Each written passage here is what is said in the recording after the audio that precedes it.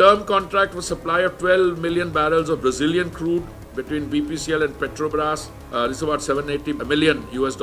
भारत ने फिर से ये एक बात साबित कर दिया है कि भारत अपने फैसले अपने नागरिकों के हित में लेता है, बिना किसी की दबाव में आए। दुनिया भर में ट्रम्प की धमकियों के बीच अब भारत ने इस ब्रिक्स देश के साथ करने जा रहा है एक बड़ा समझौता। भारत ऊर्जा सुरक्षा से जुड़े कई बड़े अंतर्राष्ट्रीय समझौते अगले हफ्ते करने जा रहा है, जहां भारत ऊर्जा सप्ताह के मंच पर तेल और गैस से जुड़े अहम करार किए जाएंगे, जिनका सीधा असर देश की ऊर्जा आपूर्ति और वैश्विक साझेदारी पर पड़ेगा। तेल मंत्री हरदीप सिंह पुरी ने बताया कि भारत एनर्जी वीक के दौरान भारत और ब्राजील की सरकारी तेल कंपनियों के बीच एक बड़ा कच्चे तेल का समझौता होने जा रहा है। इसके तहत भारत की ओर से भारत पेट्रोलियम और ब्राजील की ओर से पेट्रोब्रास के बीच $780 मिलियन का करार होगा। इस समझौते के तहत भारत पेट्रोलियम आने वाले वित्तीय वर्ष में ब्राजील से 12 मिलियन बैरल कच्चा तेल खरीदेगी।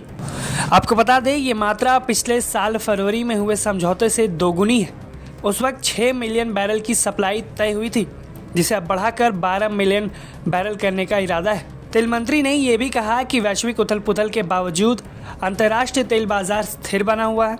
इसके अनुसार दुनिया में कई बदलावों के बाद भी कच्चे तेल की कीमतें न तो बहुत ज़्यादा नीचे गई हैं और न ही बहुत ज़्यादा ऊपर। उन्होंने ये भी संकेत दिया कि आने वाले समय में ऊर्जा की कोई भी कमी उन्हें नजर नहीं आ रही है, यानी भारत की ऊर्जा आवश्यकता में अभी कोई कमी नहीं है।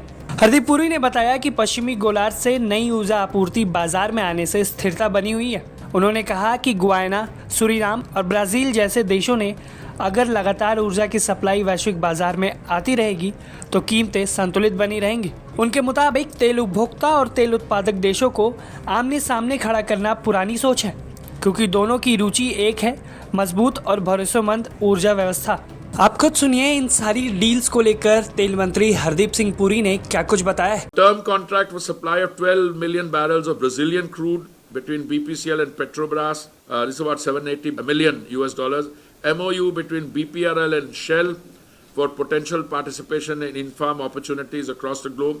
MOU between OIL, NRL and Total Enterprises. MOU between NRL and Total Energies. So these are things which are already being talked about. There will be several others. Bharat ऊर्जा सप्ताह के दौरान केवल तेल ही नहीं बल्कि गैस और स्वच्छ ईंधन से जुड़े समझौते भी करेगा।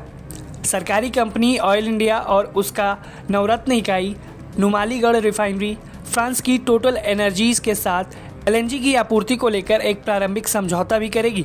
इसके अलावा नुमालीगढ़ रिफाइनरी और टोटल एनर्जीज के बीच ओडिशा के पारादीप में 2 लाख टन प्रतिवर्ष क्षमता का सस्टेनेबल एविएशन फ्यूल प्रोजेक्ट लगाने को लेकर भी समझौता हो सकता है। तेल मंत्री ने यह भी जानकारी दी है कि भारत पेट्रोलियम की अपस्ट्रीम इकाई Bharat petro resources limited Shell के साथ दुनिया के अलग अलग हिस्सों में तेल और गैस की खोज और उनका उत्पादन को लेकर एक प्रारंभिक करार करेगी, जिसका सीधा सीधा ये मतलब है कि भारत अब अन्य देशों में जहां तेल मिलता है वहां से तेल निकालने में भी अपनी भागीदारी देगा।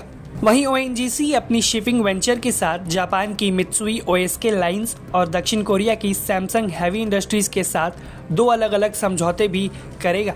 यानी कुल मिलाकर भारत ऊर्जा सप्ताह, जो कि 27 से 30 जनवरी गोवा में आयोजित होगा, इस सम्मेलन में भारत कई सारे समझौते करेगा। आपको बता दें, इस सम्मेलन में UAE, Canada, Netherlands, Oman, Brunei, Myanmar, Tanzania समेत कई देशों के 17 मंत्री और उप मंत्री शामिल होंगे।